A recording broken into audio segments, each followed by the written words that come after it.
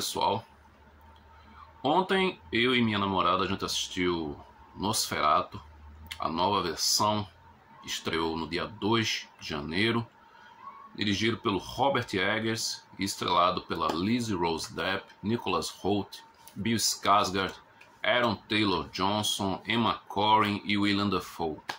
E o Ralph Ineson também, que também é um ator que está sempre participando aí das produções do Robert Eggers. Ele era o patriarca, uma sua obra-prima de abertura, A Bruxa. Bom, nós gravamos um vídeo ontem, logo na saída do cinema, lá no cinema. A gente assistiu o filme no cinema da Fundação, mas infelizmente o áudio do vídeo ficou muito ruim, então eu preferi não colocar esse vídeo no ar. Lamentavelmente, né, porque agora vai demorar um pouquinho para a gente poder gravar outro vídeo juntos. Demorar uma semana, um pouco mais do que isso. E aí a gente combinou que eu iria gravar esse vídeo sozinho em casa, para vocês poderem escutar com uma qualidade de som melhor. Bom, eu vou botar uns trechos aqui que dá para escutar uma coisa ou outra que a gente fala lá no cinema, mas vamos lá, né? Nosferatu, para quem não conhece, é a primeira adaptação do livro Drácula, de Bram Stoker, para o cinema, uma adaptação não autorizada, em que o diretor F.W. Murnau ele adapta a história para a Alemanha. Ele muda o nome dos personagens, acrescenta algumas diferenças ali para tentar ludibriar os detentores dos direitos autorais da obra do Stoker, no caso a viúva do Bram Stoker, mas não adiantou de nada, né, porque ela processou. Foi um processo muito tenso que obrigou inclusive a destruir todas as cópias do filme. Só que algumas das cópias já haviam sido enviadas para outros países, então foi graças a isso que hoje nós temos acesso a essa grande obra-prima que é Nosferatu, de 1922, com a grande interpretação do Max Schreck vivendo o Conde Orlok. Em 1979, o diretor Werner Herzog fez uma nova versão do Nosferatu, dessa vez trazendo no papel principal Klaus Kinski.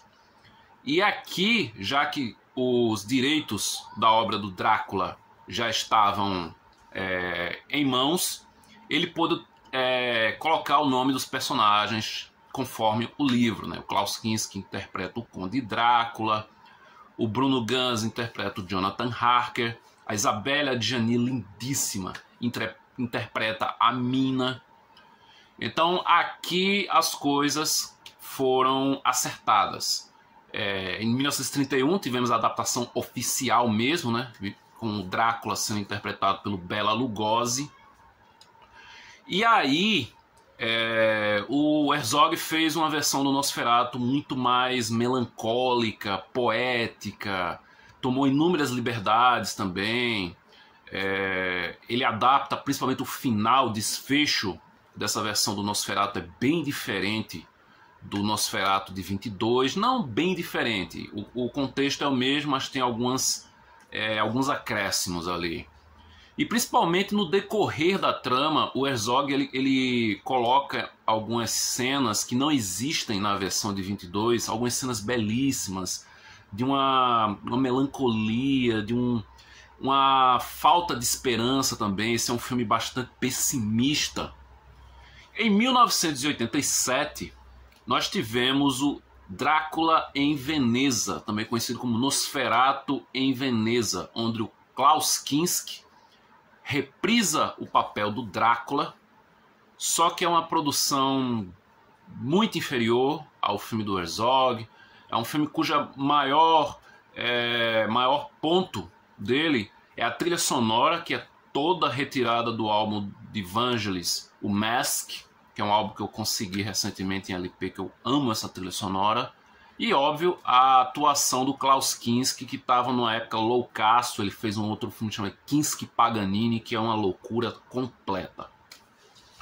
Em 2023, o Doug Jones, ele conseguiu, graças a um financiamento, tipo um crowdfunding, ele conseguiu fazer uma nova refilmagem do Nosferatu, dessa vez Nosferatu, A Symphony of Horror. É um filme que ele praticamente copia e cola o filme quase todo do Murnau, mas ele faz algumas alterações também. Só que essa versão, por ser uma produção de baixíssimo orçamento, por ser um filme muito mais um filme tributo, um filme feito por fã para fã, é um filme que deixa muito a desejar. Eu não curti essa versão. Tirando a atuação sempre incrível do Doug Jones, ele é um colaborador habitual das obras do Guillermo del Toro, e ele está excelente, mas o resto do elenco é muito fraco. A fotografia do filme é aquele fundo verde do início ao fim, então é um filme muito fraco. Fica aqui só por curiosidade. E chegamos a essa quarta adaptação do Nosferatu, do Drácula, né? Dessa vez a cargo, como eu falei no início, do Robert Eggers. E, meus amigos, eu tava muito ansioso para ver esse filme. Tava muito ansioso. Eu vou deixar o vídeo aqui que eu gravei ontem, na entrada do cinema, que eu acho que ainda dá para vocês escutarem. Fiquem aí com a minha expectativa ontem, na sessão de Nosferatu. Estamos hoje aqui, nossa primeira sessão de cinema do ano. O que é que a gente vai assistir, amor? Nosferatu, um filme que eu tô ansiosíssimo para assistir. Talvez seja o filme que eu mais estou ansioso para ver esse ano. E minha ansiedade está tão grande que eu tenho medo até de me decepcionar. Mas vamos ver. Daqui a pouco a gente volta para dizer o que achamos de...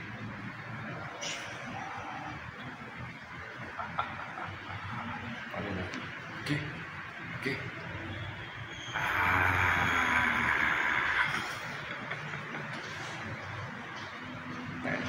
Bom, como vocês viram, eu estava extremamente empolgado, estava com expectativa altíssima, eu estava muito ansioso para ver esse filme.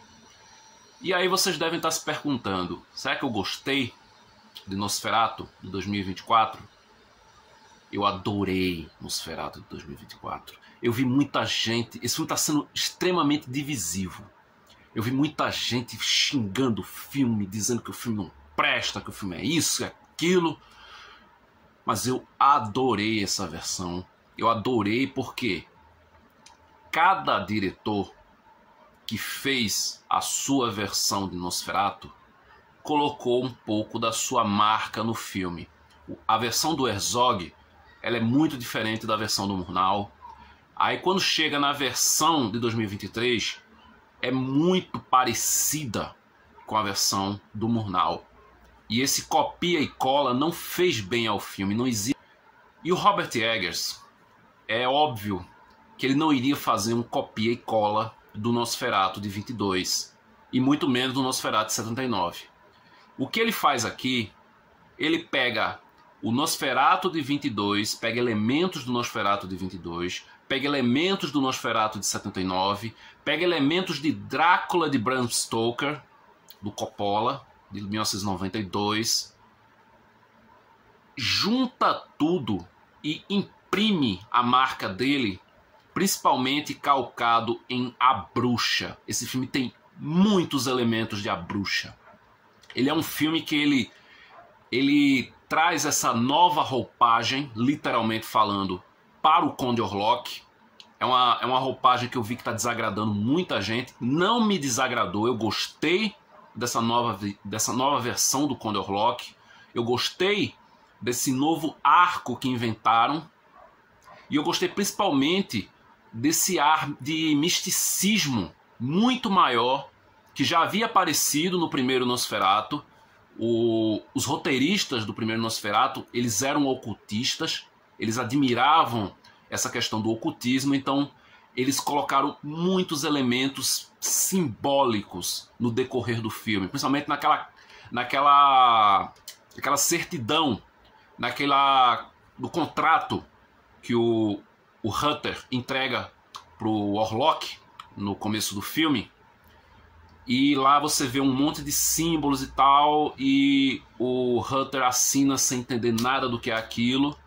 E o Eggers, ele meio que faz uma espécie de... agora você vai saber o que era aquele contrato. Ele coloca alguns pequenos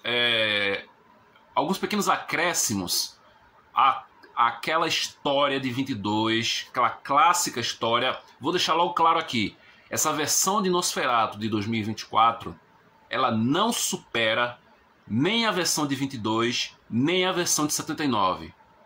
Mas fica assim, muito próximo. O nível é altíssimo. O nível de qualidade técnica, o nível de interpretações. A Lily Rose Depp, ela me surpreendeu. Ela me surpreendeu, porque eu não achava que ela era capaz... Juro a vocês, eu não achava que ela era capaz de ficar à altura, não supera, mas de ficar à altura de uma Isabelle Adjani na versão de 79 do Werner Herzog. A interpretação dela, ela tá no nível Isabelle Adjani. Ela tá quase no mesmo nível, quase. Não tô exagerando não, ela tá quase no mesmo nível. Ela perde por pouca coisa. E principalmente, ela tem uma interpretação muito física. Ela tem uma interpretação extremamente corporal.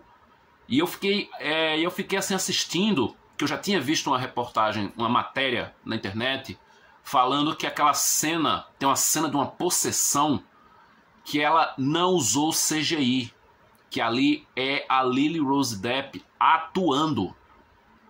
E é uma cena aterradora, é uma cena assim muito, muito macabra. E a Lily Rose Depp, ela interpretou essa cena num todo. Ela se entrega, ela faz uma entrega física absurda nesse filme. Ela faz uma entrega física enorme. E físico é algo que esse filme, ele carrega forte. Ele é um filme carregado de tom sexual. Ele é um filme muito sexual. Mas não entenda errado. Ele não é um filme carregado de cenas de sexo. Ele é um filme com um tom sexual. O sexo, mais no sentido primitivo da sua concepção, ele permeia esse filme num todo. A figura do Conde Orlok nesse filme aqui, ele talvez seja o filme que ele menos aparece, o Conde Orlok. Mas ainda assim, como é no livro Drácula, ele tá o filme inteiro.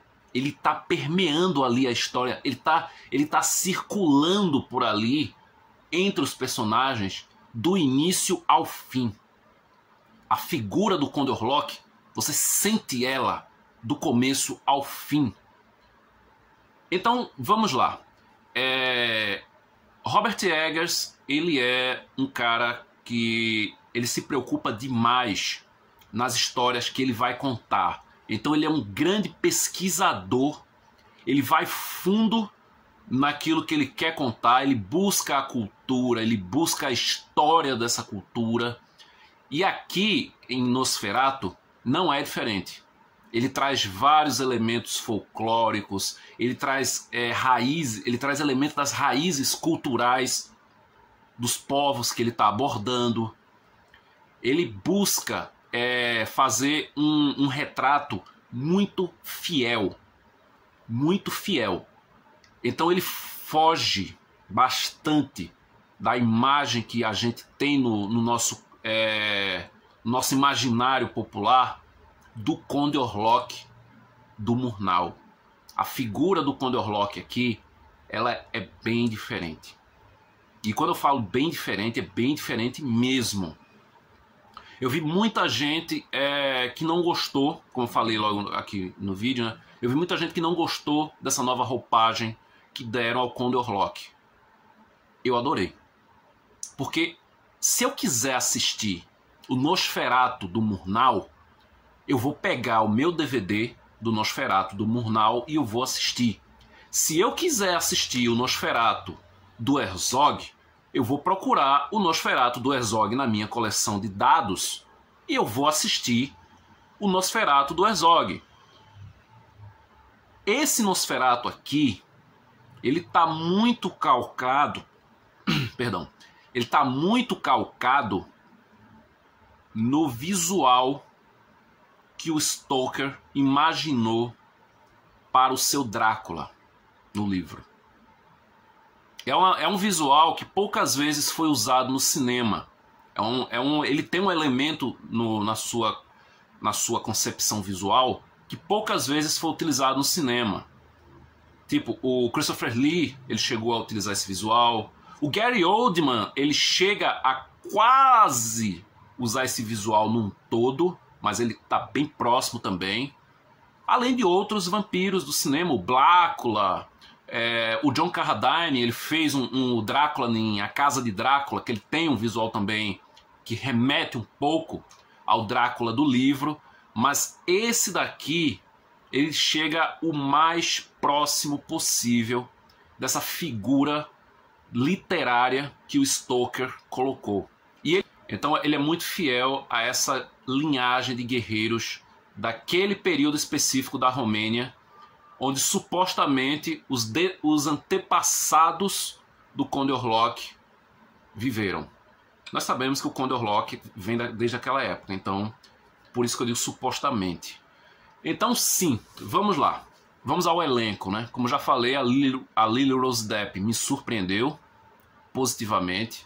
O Nicholas Hoult, que está numa crescente excelente. Ele está aqui em mais um personagem muito bom. Ele faz o Hutter.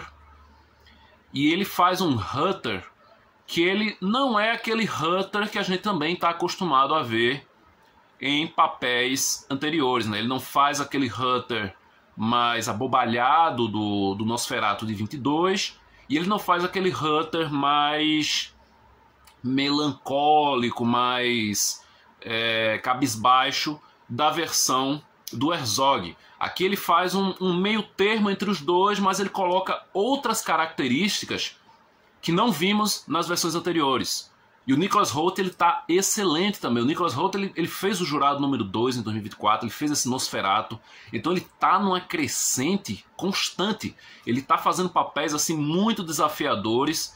Eu já gostava dele desde um filme que muita gente nunca deu atenção devida, que é um filme chamado Meu Namorado é um Zumbi.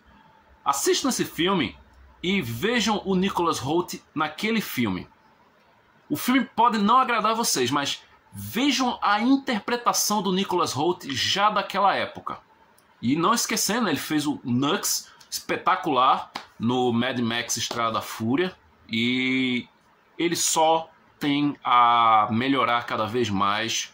É um ator que eu estou admirando cada vez mais os seus personagens, as suas atuações. Bom, além deles, nós temos aqui o Willem Dafoe, que curiosamente já interpretou o Max Schreck / Conde Orlok num filmaço dos anos 2000, do início dos anos 2000, que é A Sombra do Vampiro, um filme maravilhoso, que eu acho que é um complemento perfeito para quem assistir Nosferatu, as versões que já saíram, mais o de 2024. Assista também A Sombra do Vampiro, que é um filme maravilhoso, estrelado pelo John Malkovich, fazendo o Murnau, né? Que existe aquela lenda urbana que permeou durante décadas de que o Max Schreck ele seria verdadeiramente um vampiro, porque ele entrou naquela atuação do método, né? Ele encarnou o Conde Orlok num todo. O Willem Dafoe, ele faz o Dr. Albin, o professor Albin, né? Que é o Van Helsing da vez, e ele tem aquele ar excêntrico e malucão que o Anthony Hopkins imprimiu muito bem na sua versão muito pessoal do Van Helsing em Drácula de Bram Stoker.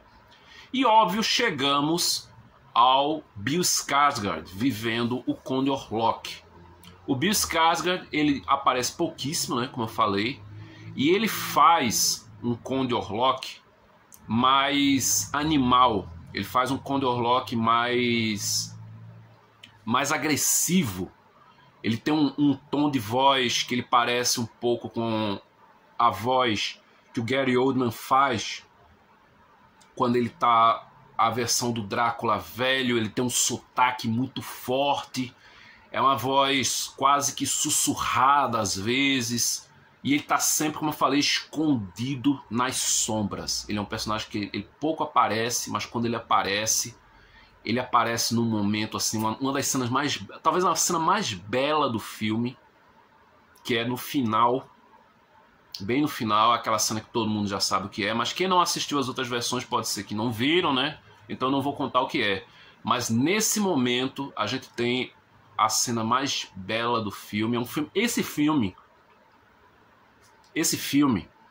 ele é belo e grotesco ao mesmo tempo. Ele tem cenas poéticas e tem cenas extremamente aterradoras, ele tem cenas macabras, ele tem morte de animais, ele tem cenas de mortes que eu não esperava que acontecessem, não mostradas daquela forma que aparecem, e então esteja preparado, porque em alguns momentos esse filme ele pode acabar te chocando um pouquinho, se você não é muito acostumado a esse tipo de produção. Desde Drácula de Bram Stoker e Entrevista com o Vampiro, que eu não via um filme de vampiro assim classudo, um filme com essa atmosfera de filmes da Hammer, filmes do expressionismo alemão. Esse filme ele junta todas essas influências. O Eggers ele é muito fã do Nosferatu original, então ele faz aqui um grande tributo, ao mesmo tempo em que ele coloca a sua versão altamente pessoal. É um filme novamente autoral do Eggers. Esse é o quarto filme do Eggers. Eu não gosto do Homem do Norte, é um filme que não acho ruim, mas é um filme que eu achei bem decepcionante. A história do filme já tinha sido contada milhões de vezes. O problema é que aquela história do Homem do Norte é a original que deu para fazer todas as outras versões de histórias de vingança que foram feitas no cinema, de Hamlet, né, que é o Amleth, que é o personagem do Homem do Norte, até o Rei Leão, passando por Conan o Bárbaro, enfim, muitas histórias parecidas, e chegou tarde demais essa versão, então me desagradou um pouco. Aquela sensação de já vi isso antes e muito melhor. A Bruxa, eu acho uma obra-prima, para mim é o melhor filme do Robert Eggers até o momento. O Farol é fantástico também, outra obra-prima. E agora Nosferatu, de 2024, também, na minha opinião, chega quase a ser uma obra-prima. Por pouco, ele não é mais uma obra-prima do Eggers. Mas não posso deixar de falar também do trabalho técnico desse filme. Desculpa, o vídeo vai ficar longo, mas eu tenho muita coisa para falar sobre esse filme. A trilha sonora desse é maravilhosa. A trilha sonora desse filme é incrível. Ela faz uma espécie de amálgama entre a trilha de Drácula de Bram Stoker, do Hoje é Killer, eu acho que a pronúncia deve ser essa, mas eu não falo polonês, com a trilha de A Bruxa, que agora me fugiu completamente quem é o compositor da trilha de A Bruxa. Tem aqueles sons que vão crescendo, crescendo, crescendo, e dá um corte brusco, e tem aqueles sons que a trilha de Drácula faz muitíssimo bem, com aqueles sussurros, com aquela música meio quase que orgásmica, sabe? Aqueles gemidos no meio da instrumentação. É maravilhosa essa trilha, maravilhosa. Se eu tiver a oportunidade de comprar a trilha desse filme, eu com certeza vou comprar. É uma trilha que eu quero muito ter na minha coleção. Se eu não conseguir, infelizmente, vou ter por outros métodos, né?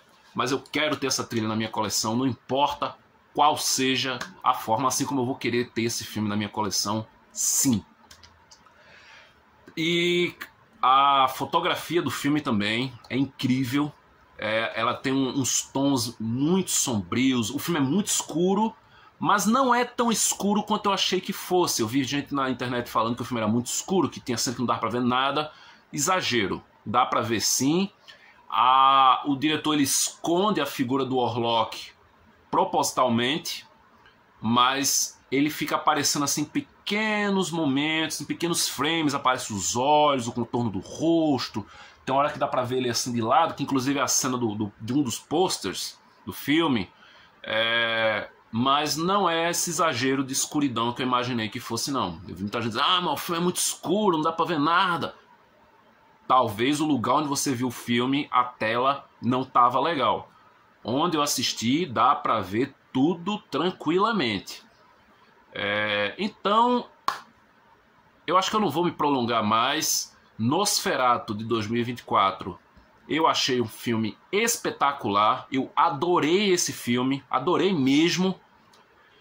Se você já assistiu Nosferatu e não gostou ou gostou, deixa aí nos comentários que eu quero saber a tua opinião a respeito desse filme. Você concorda comigo? Você discorda? Tem algo que eu esqueci de mencionar aqui, porque tinha muita coisa que eu queria falar. Ontem eu falei bastante, mas infelizmente o vídeo não ficou bom. Então é isso, pessoal. Esses foram meus comentários a respeito desse novo filmaço do Robert Eggers, um dos melhores diretores da atualidade, na minha opinião. Deslizou um pouquinho ali no Homem do Norte, mas ele voltou com tudo agora no Nosferatu. E é isso. Até o próximo vídeo. E até mais. Até o próximo vídeo.